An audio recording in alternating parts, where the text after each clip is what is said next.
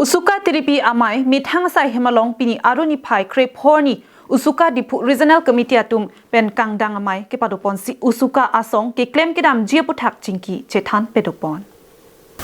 USUKA Diphu Regional Committee amai phulong sadar be ke chari pon amai long mai ke phalam the USUKA Diphu Regional Committee chunbang thengtom tokbi klardak pen jai ponlo mai long aluhi aman pen USUKA tiripi amai phu bibison teron tiripi amai kepathu chunbang Rahul rong piatum chetongdun Maya long karbiang long alo tok langa hin kisunga puthak arjap thipen kache song ponji aphan chingwai chingsai pon primary pen higher secondary school angdeng an thanbang kadure hectic laso ajok kichalia hin penangan katikuk dolo lasi karbiang long autonomous council kichari ke thekiding atum prabjin pen thanbang ang hoi pepleng serak nangji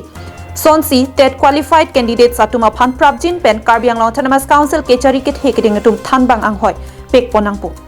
CUET exam center pen karbiang long arlo kavidet pen kichari also maratum penangan kisung dolo lasi prabjin pen karbiang long alongta karbiang long autonomous council pen CUET exam center kibi ponji aphan chuni ripon lo pusi USUKA tiripi amai phu bibison teron pen ningje pon